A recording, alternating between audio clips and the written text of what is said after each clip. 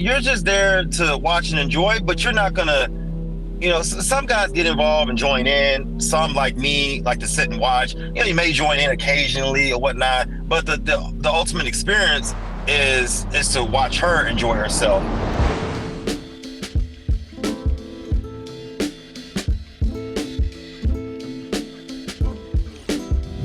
Welcome back to Other People's Lives. I'm Joe Santagato. I'm Greg Dybec. For anyone out there that would like to be a guest on our show, don't hesitate to reach out. Our email is oplpodcast@gmail.com. Just send us an email and we'll get back to you.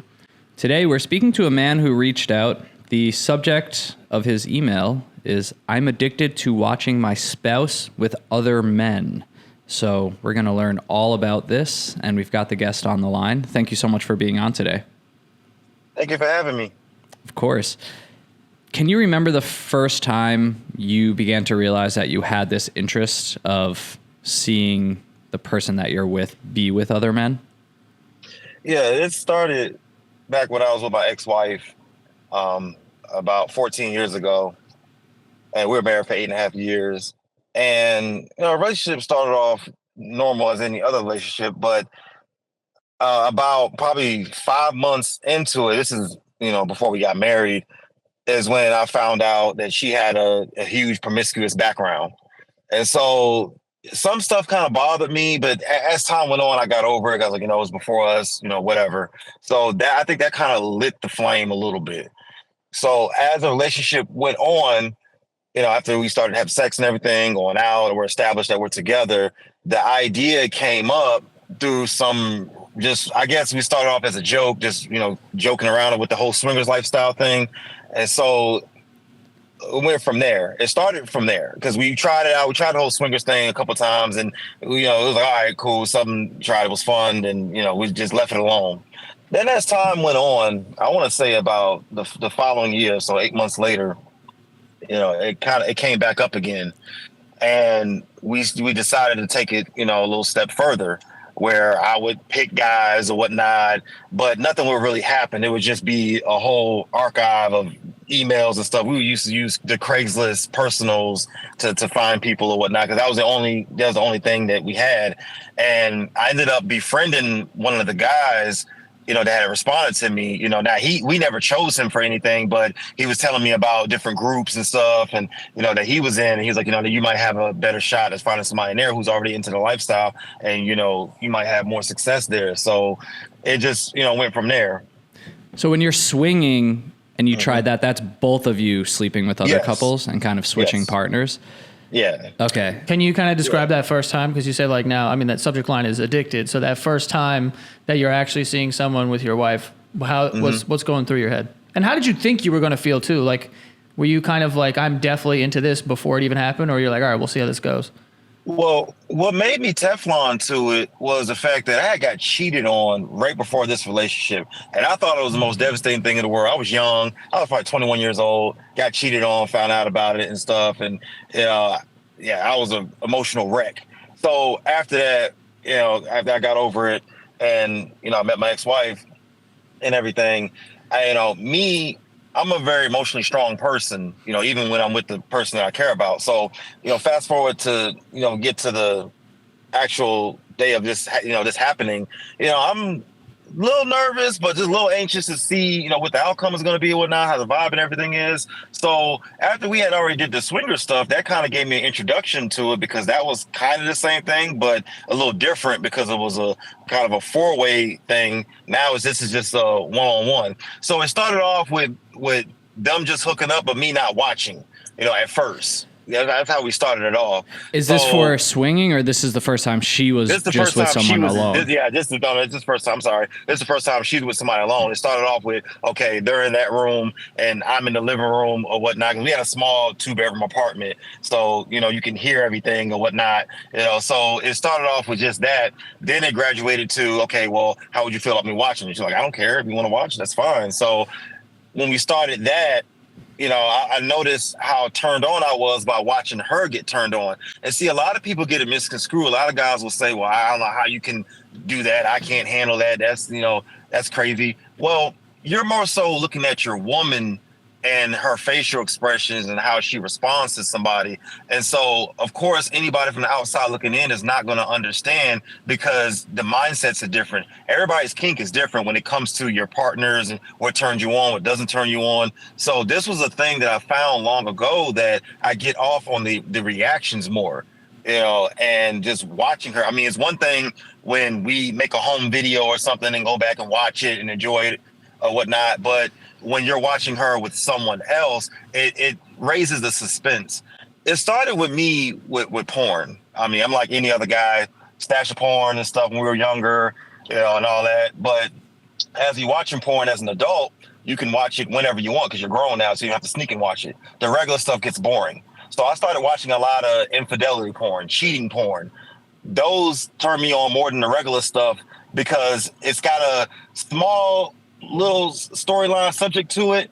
So that's what makes me want to watch the video. So I found myself watching a lot of infidelity videos rather than, the regular Hollywood cheesy stuff. That's interesting. Like, obviously that is a huge category of porn and like cuckolding and all these things. Like, from your perspective, what do you think it is that sort of makes that so exciting? Like for you, that storyline of like someone's getting cheated on right now. I get because it happened to me. And when it happened to me, like I said, I thought it was the most devastating thing in the world because I didn't know any better. But then I realized, this is part of life. This is part of relationships. So now when I enter relationships, I'm not afraid of getting cheated on. Now, if it happens and in like a disrespectful way, okay, then you got to do what you got to do. You got to handle your business and leave or whatever. But if it's in the guidelines of what we're talking about, as far as us agreeing to it and setting it up, then that's different. Me, like I said, I'm not afraid of getting cheated on because I understand it happens in relationships. It's your choice to leave or stay, depending on the circumstances. So I'm not afraid of that. I'm not scared of that. I've been through it already with my ex-wife, with other relationships. So I get it.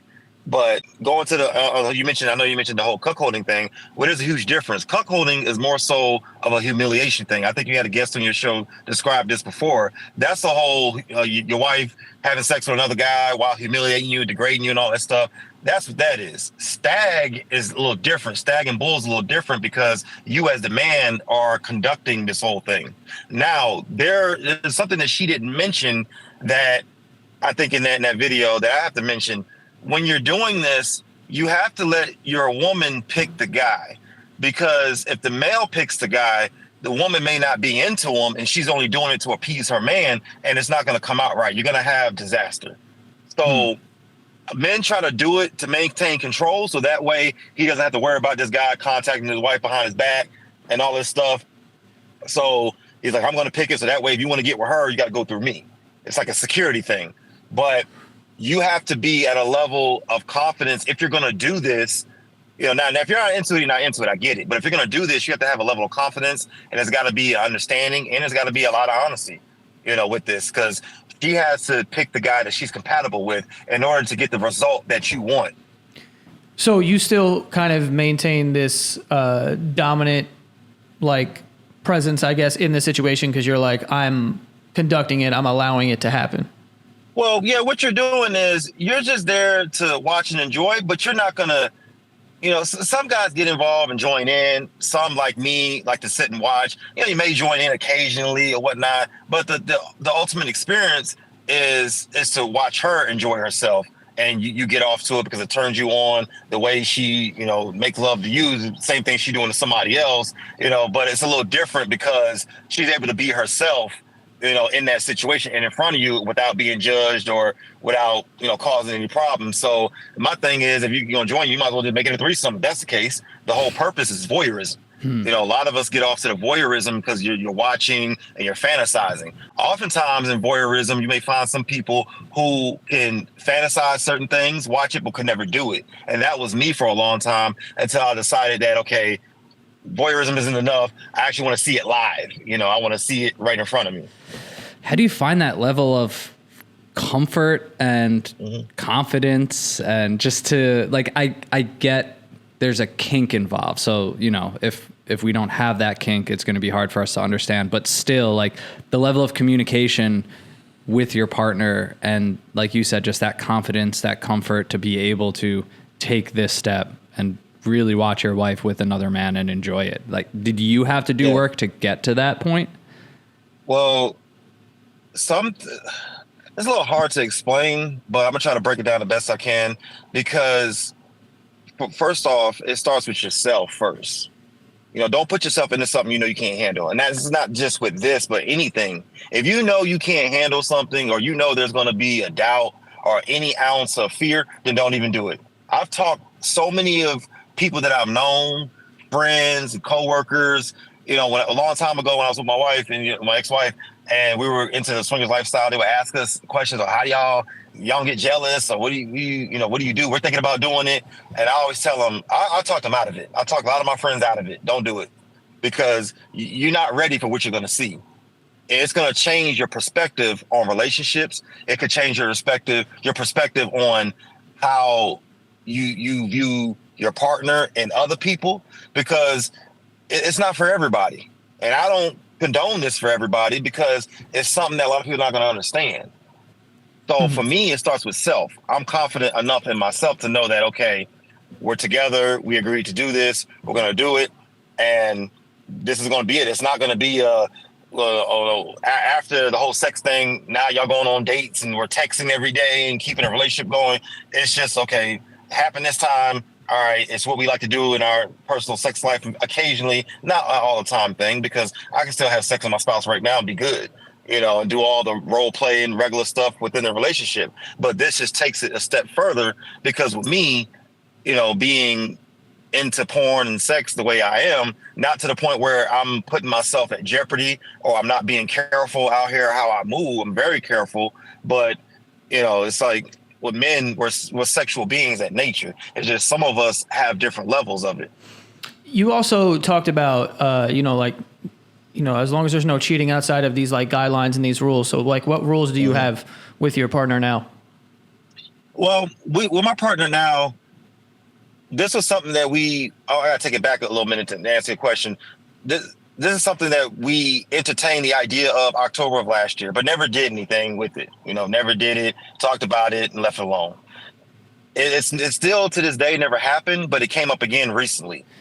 Oh, interesting. So you did all of this with your ex-wife. Now, yeah, my ex-wife. Yeah, now with my new spouse, my fiance, actually, I'm engaged right now. It's come up, and I had to explain to her this past weekend. Look, I'm not trying to turn you out. I'm not here to compare you to my ex-wife and once you do all the things that she did. Absolutely not. If you're not with it, cool, no problem. Is that true? Like, is this a need for you? Yeah, well, in a way, but it's not a deal breaker. Okay. It's not if she disagreed and all bets are off. No, absolutely not. Because it came up last year. I'm gonna give you a short story. I was DJing a party last year, and sometimes she used to come out to my gigs and watch me DJ.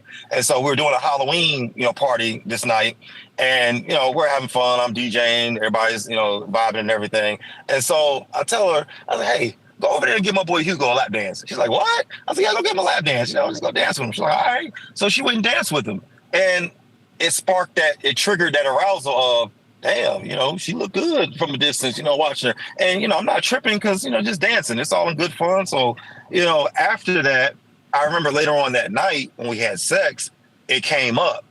And, she started talking sexual to me. You like how I was dancing on him? Did that turn you on? This and this. And it just went from there.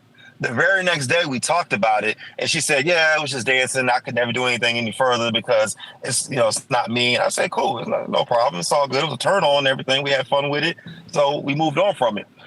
A month later, I bought her a dildo, and we decided to just do role plays with the dildo. So she gave it a name, and she gave it the name Anthony. So every time she tells me I'm going to go see Anthony, I know what she means. So it just, went from that. And I remember I'll be at work and she'll text me and say, hey, I want you and Anthony tonight. And so I know exactly what she's talking about. So as we're doing this, as time goes on, I think it's starting to embed in her brain, you know what? How would it really be if he really watched me? Like, is he really into this? Is he really serious? And so when we talked about it this past weekend, she said, I wasn't going to mention it again. I was going to wait for you to bring it up because I wanted to know if you were serious or not. And I was like, yeah, but I told her, I said, look, I can't pick the guy because I don't know your type. I don't know what you like. I can't just use me as an example because I can't go out and find a carbon copy of me. So that would have to be something on your end. And when we talked about it Sunday night, she said to me, she said, well, look, we was to do something like this. I have somebody in mind I've never done anything with. I've never dated him. So he's not trying to get with me, or it's not somebody I blocked or ex or whatever. So we do this and that's it pretty much. It's like all right, we do it, have fun with it. And until you tell me you want it again, then we'll do that. So sounds like you're going to get what you want. Yeah. But hold on. In that case, she's picking someone she already knows. There's no worry around that. Well, here's the thing about that. She's picking someone she knows, and it's a double-headed sword, because on one end you're saying to yourself, okay, well, what if it goes further than this? What if they do this, X, Y, Z? And the other side of it is, okay, she has to, because she needs to pick somebody that she could see herself sleeping with, because women are very picky when it comes to that. Now, if it's sex work, okay, it's whatever. A woman doesn't sleep with anybody. But women are very selective. See, men, we aren't. We'll stick our dick in a damn gas tank if it came down to it. We don't care. But with women, it's more, okay, I got to be compatible with this person physically and maybe conversation-wise for me to give my body to this person in this way. So I don't have worries on that end because, again, if it went further, let's say, heaven forbid, it went further than what it was supposed to be, then, okay, trust is broken. You got to shut everything down. Now it's time for a conversation. And I'm not in a position to browbeat her about it because it was my idea in the first place. So I would have to take the heat. If things went left, it would be on me because this is my idea. So I'm man enough to accept the responsibility of the consequences. See, I tell guys all the time, you can't just get into something and think that it's going to be good all the time, because when trouble hits, how are you going to react? What are you going to do? I take full responsibility. If things went left, I had to eat that L. I want you to be my life coach. You're like the most confident, level-headed person I've ever met. That's wow. Seriously, like you said, I'm comparing your mindset to high level athletes in my mind of being ready for the moment mentally. It's crazy hearing this from the outside, not having this kink or interest, obviously, but trying to understand what it takes mentally to go through with something like this. Wow. And this is your current fiance. Yes. Okay. So, wow. How often would it happen with your ex-wife? When you were just really into it? It was I compare it to a teenager trying alcohol for the first time, and you get that rush off of it, or trying weed for the first time, and you're like, wow, that really felt good. That was really fun. See, where things went out of control with my ex-wife is because we broke rules and boundaries, and I'll take full responsibility in a lot of that as well, because being young and saying, man, I'm married and I get to go get with her and her and her and her and all, and it's cool.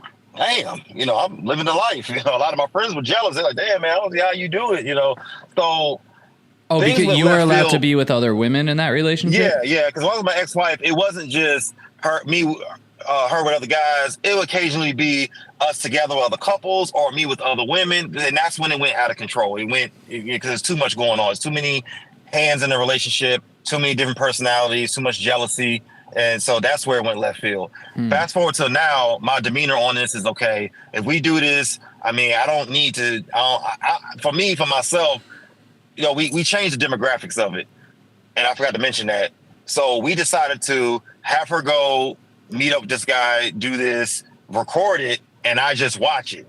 Not watch it in person, but watch it on video. And I told her, I said, I don't need this to be an ongoing thing, because once I got my footage, I'm good. I don't need to see it 10 more other times, because how many other positions could you do? And how many other background sceneries can you change? So that's where the difference lies in this and what I did before. See, my ex-wife, when I was with her, I was new to this, and I didn't have control on setting boundaries and setting rules. We were just winging it and, all willy-nilly with it, and it ended up causing a lot of problems. Hence the reason why we're not together today, that and amongst other things. So, and there's not part of you. So that's ultimately the reason that you and your ex-wife split. Is there any fear that you have that introducing this into your new relationship could lead down that path, or are you just so confident in setting the boundaries? That's a good point. And with my ex-wife, that's not the reason that we split. Okay. It is, other things as well. Just the typical her not being happy, yada yada yada, all that stuff. Whatever. Because if it was about this stuff, then it would have came up years prior to us getting divorced. You can't just say, "Well, I'm going back 5 years ago when we did this, and I don't like it, so I'm leaving you." So, that in itself was other reasons why we split. But fast forward to now, do I have a fear of it? No, I don't. I don't have a fear of it because of the fact that, like I said, God forbid something goes wrong and we're not together because of something resulting from this, I'm gonna have to take the responsibility for it. So I don't walk into anything afraid, because that's what in life, that's what gets you fucked up. You go into a fight scared, you're gonna get your ass whooped. You got to go in with confidence. You got to go in like, you know what, I'm gonna handle this. I'm gonna take whatever consequences, and that's gonna be that. And I'm not gonna harp on it. Mm-hmm. Do you tell people about this in your life? No. When we do this is something that's between us, and that actually came up in the conversation the other night we were having. We said this is between us. We don't blast this for the whole world to know our business, because I tell everybody, look, to each his own. Whatever turns you on, that's between you and your spouse. What y'all do in your bedroom is y'all business. We're not gonna start a blog or go on a world tour discussing our relationship, what we do. This is between us, because a lot of people will say, they'll say to you, what do your kids think and what do your children say? Well, first of all, my kids are grown, number one, and secondly, I don't talk to my children about my sex life. We don't discuss that. So.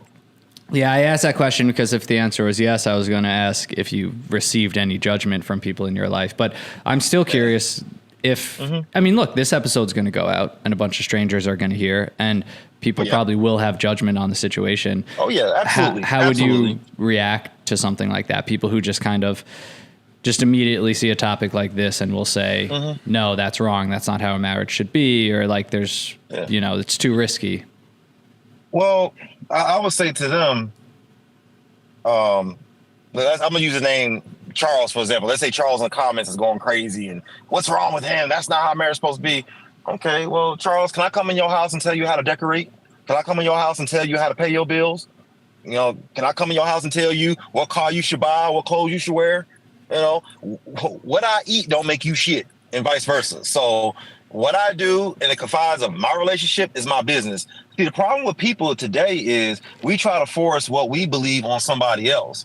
Everybody is entitled to be however they want, gay, straight, undecided, whatever. That's your preference. I always look at it as long as you ain't hurting children, and as long as you ain't hurting other people or manipulating people in a bad way, then do what you do. Everybody's level of kink or what you're into is different.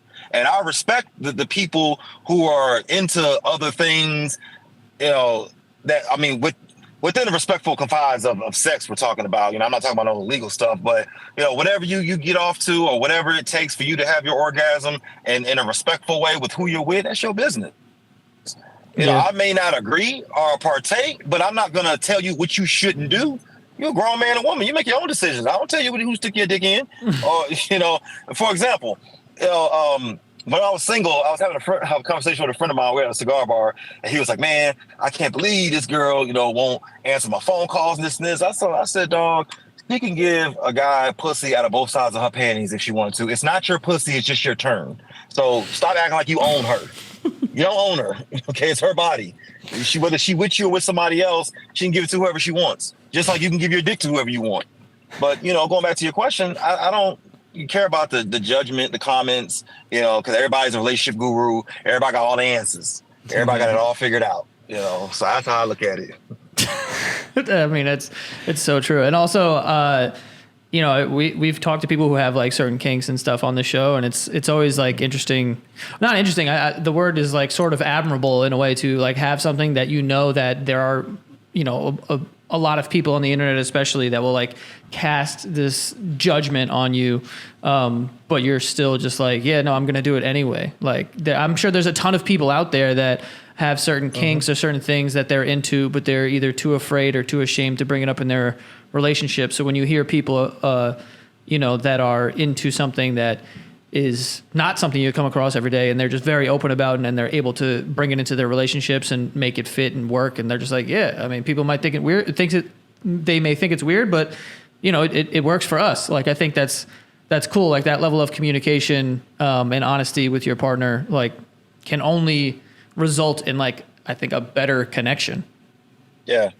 Yeah, you're absolutely right. You have to be honest about these things. And like you said, to your point, a lot of people are afraid to bring this up in relationships because of fear of judgment. When me and my fiance met, and after we got established and everything in our relationship, and we were having these conversations about the past and stuff, I told her, the reason why I have two daughters that are the same age, because I was with my ex-wife before her and I got married. I had got another woman pregnant, as a result of this. And I explained to her everything, and I wasn't afraid of the judgment because, I'm too old to be running around here lying. I'm almost 40 years old, so I'm not going to sit up here and manipulate nobody and say, I'm going to tell you everything about my past and what I've been through and give you the choice to say yay or nay. It's all good because I'm not going to force my lifestyle or what I like onto you. It's not fair. You got to give a person a chance to say, you know what, I appreciate your honesty. Let's rock out, see where things go or whatnot. I'm not with that stuff, so I'm just glad you're honest with me. Okay, cool. But you have to be prepared for the rejection as well. You see, the problem that a lot of people have in my situation is they don't be honest.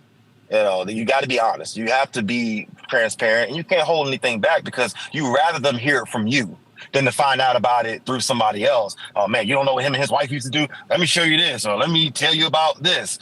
They rather hear from you than to find it out somewhere else. That's what really pisses them off.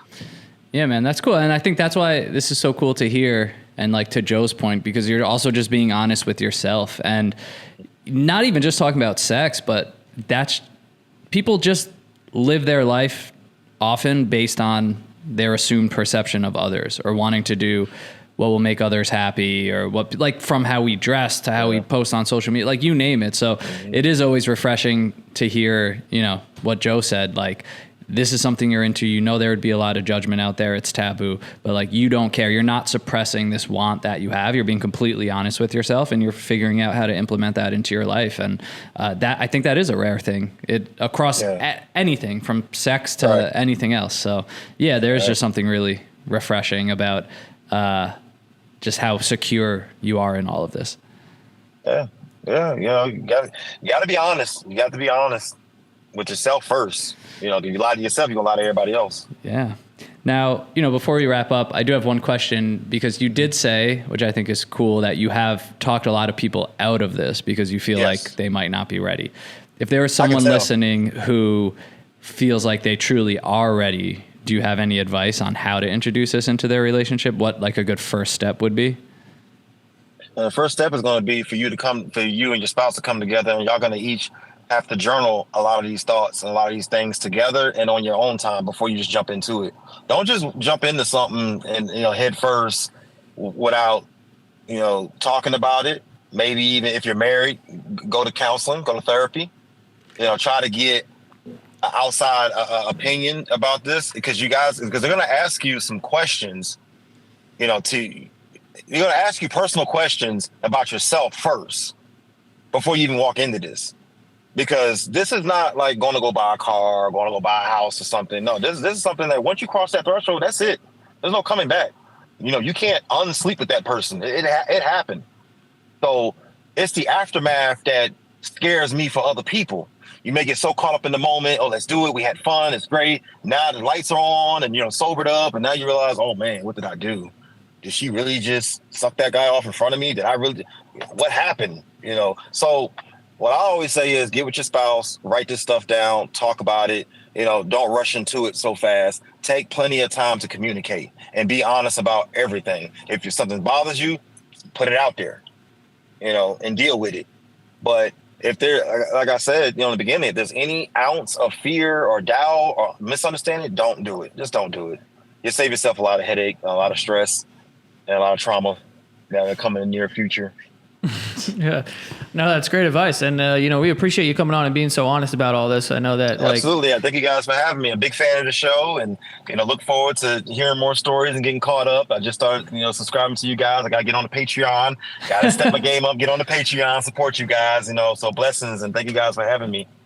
Thank you so much, man. Awesome. Enjoy the rest of your day. Really appreciate it. Thanks. Have a good one.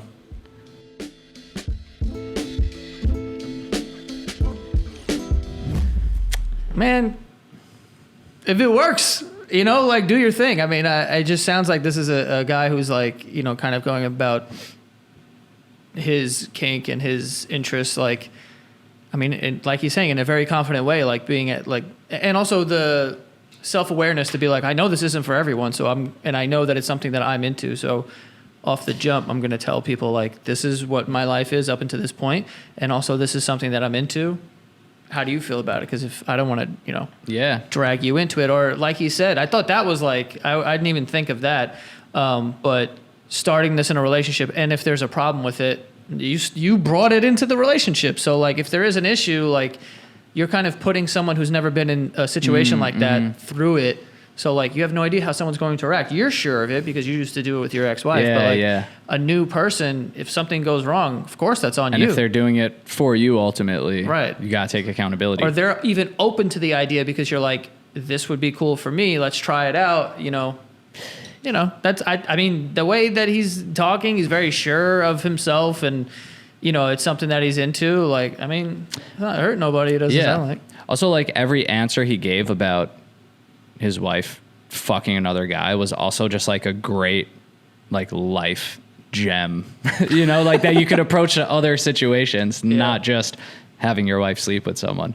It's, I don't know, it's cool. It's like just really thinking through it, understanding your own feelings. And I just thought it was cool. Like he said, it's like any big decision we make, once that thing happens, it's going to change you, and like you can't take it back. So you just have to really be sure this is something that you want and that you've thought it through. See, like this episode is like one of those episodes where I feel like it's the biggest thing that we get out of this show. It's like something that I can't understand. It's not something that I'm into. It's not something that I'm like, oh, like, yeah, of course, this is cool or whatever, because not something that I would be into like ever.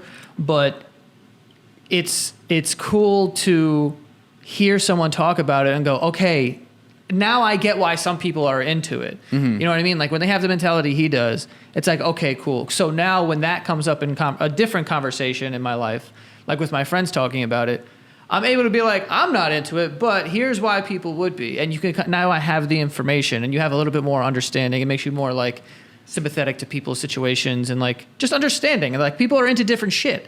You know what I mean? It's not just you, the way that you think like about your relationships and your whatever. People have different relationships with different things. Like their relationship with sex is different than your relationship with sex, or like their relationship with their relationship is different. You know what I mean? Some people treat their wife or their girlfriend like fucking property, and it's like they pick the things that they are wearing when they can go out and stuff like that. And like that works for some people, I guess. I don't know, but like not something I'm into either. Then you have other relationships where it's like, yeah, we're into having sex with other people, blah, blah, blah. Yeah. Like it's crazy to think like I'm having this vision of like just a bunch of like closed doors, like an apartment building or something. Yeah. And if you were to just like look in every bedroom window, like how different the interactions would be, from like sex, kinks, to even just conversations or it does remind you of that. Like you typically see everything through your lens, so it's hard because you just assume everyone thinks at least in a similar way, and you could just be so far off. I don't know if you have that, but one of my friends used to live in Long Island City, and his building was facing another one, and it's just all these windows. Okay. Right? So I'm standing in his living room, and I'm just looking, and it's one of those moments where you're like maybe a little drunk or high or something, and you're just looking at the stars, and you're like, oh, we're so small. Like it was kind of like that, where I'm like looking into a bunch of people's apartments, and I'm like, everyone's doing different shit. They're watching different shows. They've decorated differently. Their furniture is in different like setups or whatever the fuck. And it just makes you like realize that like my world is in this apartment, and that's it. You know what I mean? Yeah. Like when I go outside, we all are just kind of like meshing. Mm-hmm. So to even have the idea that like you should have some say over someone else's life when it comes to something that's like not hurting anyone or whatever, it's just like preferences, is ridiculous. Because you're like, I'm not going to tell these people what to watch, how to decorate their home, like he was saying. And that made me think of it too, of like, I remember having that moment of being like, wow, everyone's living such different lives in the same building, and we're going outside and interacting with each other. It's like It's kind of wild But when you think step about it like into that. your world, your home, your comfort zone, and that is you. That's everything you know. But you were to go into someone else's, and it would be so foreign. I realized that when I was apartment hunting, actually, and Yeah. I'd see apartments where like people were still living in it, and I'd be like, "What the fuck is going?" Like it's so Yeah. weird. Like, oh, your bed's there. Those are your sheets. That's your that. It's Yeah. like, it's weird. Yeah. I don't know how we got here, but Yeah, I don't know what we're even talking about anymore. But we appreciate him coming on, being so honest. Obviously, shout out to that guy. But yeah, if you want to come on the show, hit us up. Our email is oplpodcast@gmail.com. Send us your story, and we'll get back to you. Yeah, follow us on Instagram, TikTok, at OPL Podcast. Also, by the way, this is officially the last episode of this season. Woo. So short break, 4 to 6 weeks-ish, and then we're going to be back with 10 new episodes to finish up the year. Holy shit, the year's kind of almost over. That's insane. Wow. But this has been a hell of a I season. think we have a whole nother quarter. I think we're okay. Whatever, we'll We figure got it out. But yeah, that is all. We'll see you guys next time.